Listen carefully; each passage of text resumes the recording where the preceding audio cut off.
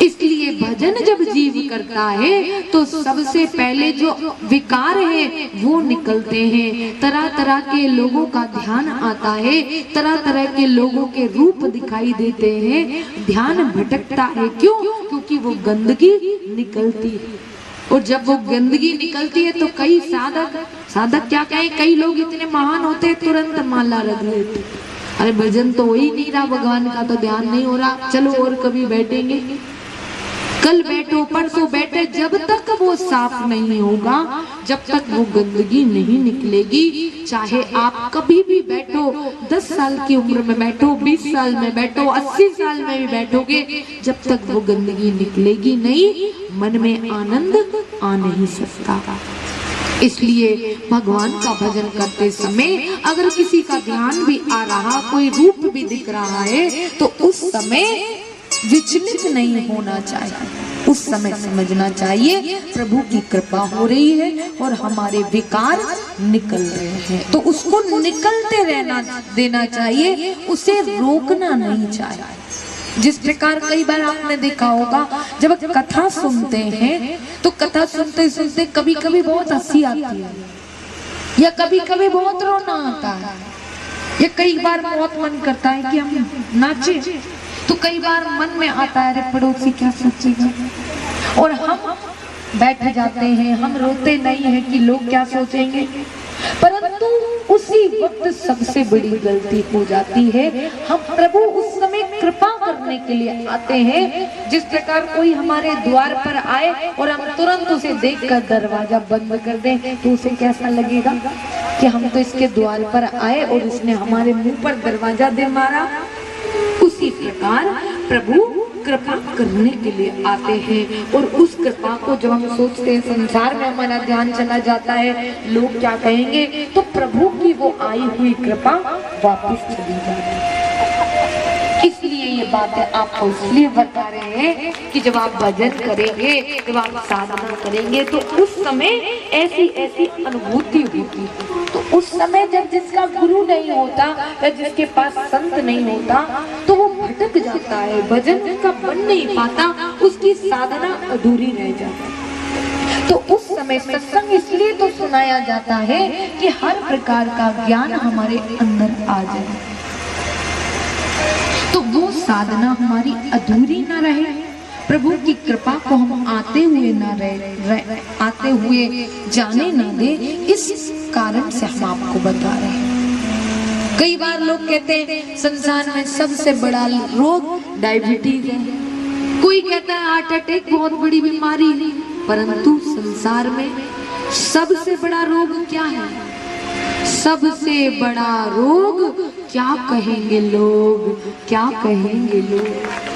आज हर व्यक्ति इसी रोग से पीड़ित है, करना बहुत कुछ चाहता है, परंतु पड़ोसी क्या कहेगा, ये क्या कहेगा। और याद रखो, कथा में भी आकर यदि तुम्हारा मन इसी संसार में लगा है, तुम्हारा चित्त इसी संसार में लगा है कि ये क्या सोचेगा, तो मानो उस समय परमात्मा अत्यंत दुखी हो जाएगा। क्योंकि कथा में ऐसे कोई भगवान नहीं होते, 33 करोड़ देवी देवताओं में ऐसा कोई परमात्मा नहीं होता। क्यों शास्त्र में कहा गया, जासु नाम सिमरन एक बारा पार होए भव सिंधु अपारा। सिया राम जय जय राम, राम सिया राम जय जय राम। जिसका नाम लेने मात्र से, जिसका नाम केवल एक बार जीवन में कोई ले ले, तो जीव भव सागर से प्राप्त